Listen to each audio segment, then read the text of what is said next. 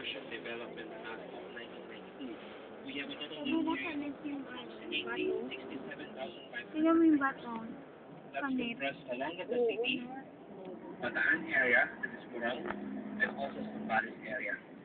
So yun yung mapapasok mo sa sakop mo sa act na yun. Kung saan, yung 18,000 hectares na paloob din sa 67,500 hectares. And we have this bridge na madadaanan natin kumaya. The Winston I mentioned is the one that is on your right side. Yung pinakamaling campus namin under phase 1. We'll be having travel of the area, this road, that will be separate Olongapo City to Subic Freeport. No? This bridge is what we know as Kalalaki Bridge. Separate Olongapo City. Yung nakikita yung areas na guys na Olongapo City na. Bakit Kalalaki? Because of the name of Barangay Kalalaki. Aside from that bridge, we have also the Babae. Huwag niyo kung hahanapan ng pangalawa, pangatlo, at saka pangapat. Okay. So, ring ngayon. We have the ring areas. Parang kasi namin we have a total of 17 barangays. So, as you know, Subic kasi is a former Olongapo City. Known as, two down. Yung bag naman. So we have all the areas na natin sa kumamay, except ko lahat yan, no? For now, kailangan natin diretso ka natin. For now, we'll be having a briefing regarding sa ano namin with our boss before, Mr. Arnold Santos. So he will be the one to brief us kung ano yung natin. If you have some questions regarding the briefing, no? I know it's edap lahat. Yes. Opo. Ay, hindi pa namin nakakasal. Yeah, no problem. Kasi once we have this on the book, yung process yan para natin. So we have the main gate areas to your right side.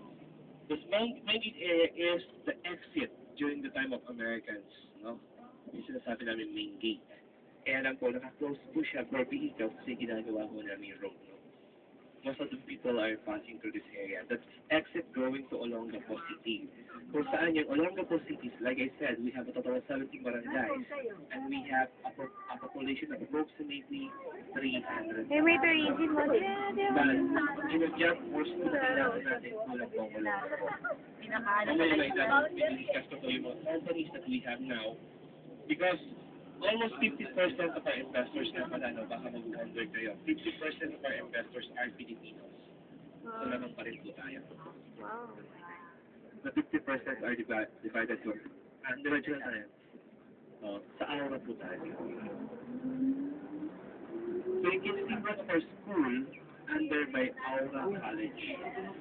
And we have now also here, like, Ayan. Diyan. Sumakay kami dyan. Carnival. so we have Sumakay kami dyan. We have colleges and we have friends. Diyan kami sumakay sa bike. Ay, So nakasana. maraming mga areas po tayo. Sa biking. Ang sarap sumakay.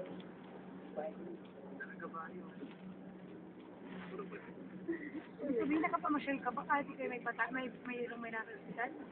Hindi. Nung ano yun? This last December. The areas of Last December yun. College.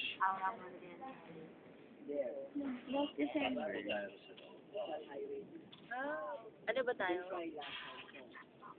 Sige, sir, pwede na tayo. Ako sa po dyan.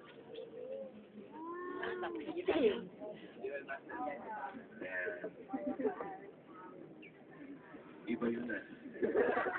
Kayo ha. Mamaya makikita niyo yung mga kalahin. Start tayo doon. Mali na po ha. Wala mo na kung ba ba?